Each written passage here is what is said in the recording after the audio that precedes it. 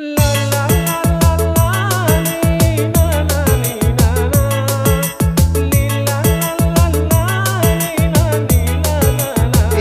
ndak penyanyi, itu suara siapa itu? Wah, Matian, Matian, Matian, Matian.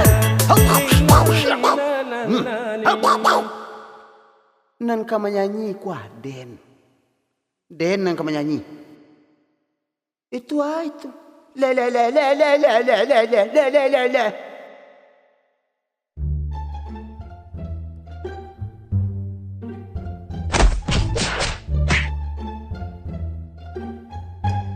Aku na sebenarnya gua. Dengarlah. Musik.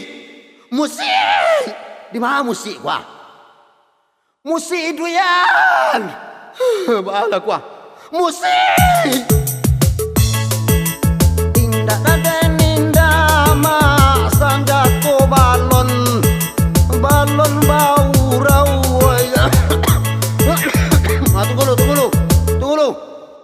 Oi daparator. Tolong dicun surombo. Kalau iku bunyi iku jatuh martabak ambo ko.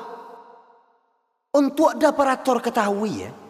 Ambo ko penyanyi internasional.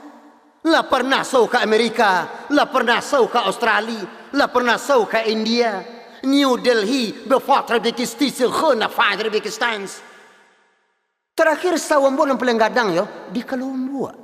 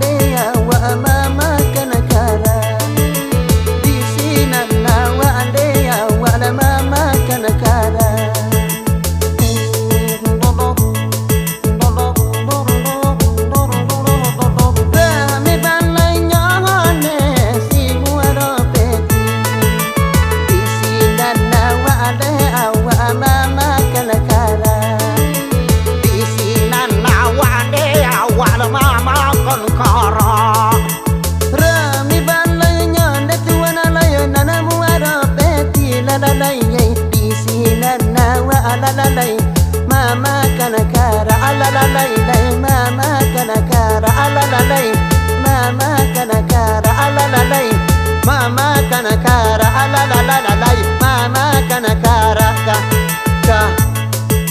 mama kan ka asam buana le kwa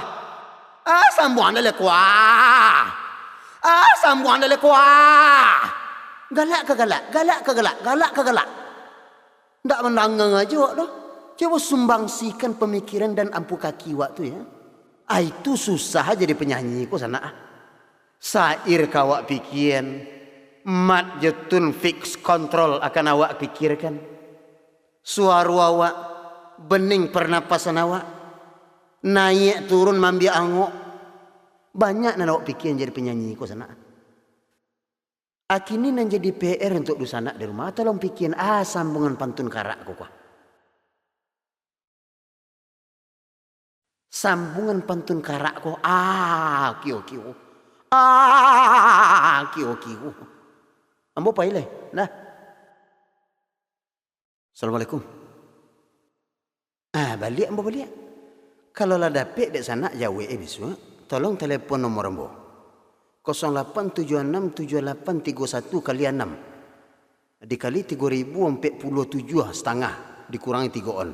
Nah, ambo paile dengan cara menghilang.